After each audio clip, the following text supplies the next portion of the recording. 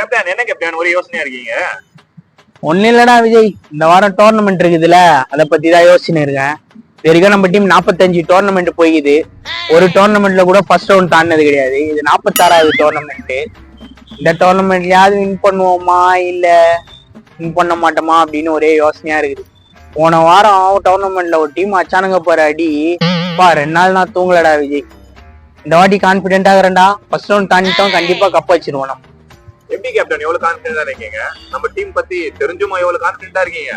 ஏய், நம்ம பசங்க பத்தி தெரிஞ்சுதானே அவ்வளவு கான்பிடென்டா இருக்கிறேன். என்ன அண்ணன் கரண்ட் பில் காசு எடுத்துன்னு வந்து கட்டிக்கிறேன்ல, அண்ணன் நம்மளுக்காக இவ்வளவு செஞ்சிருக்காரு. நம்ம பசங்க இறங்கி எனக்காக பயங்கரமா செய்ய மாட்டானுங்க. நான் கிரவுண்ட்ல இந்த வாட்டி பயங்கரமா செய்ய போறானுங்க. கப்ப தூக்க போறேன் நான். கண்டிப்பா செய்வோம் கேப்டன்.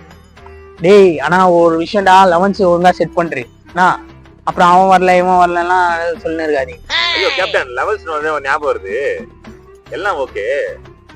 நானும் ஜீவாவும் அன்னைக்கு வெளில போறேன் கேப்டன். ஜீவா ஏதோ வேலைன்னு சொல்லிட்டான். நான் என் ஆளோட போறேன். என்ன பண்ண போறீங்க? என்னதே வெளில போறீங்களா?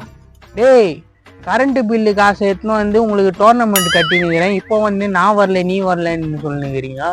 அம்பா, உனக்கு டோர்னமெண்ட் முக்கியமா உன் ஆளு முக்கியமா?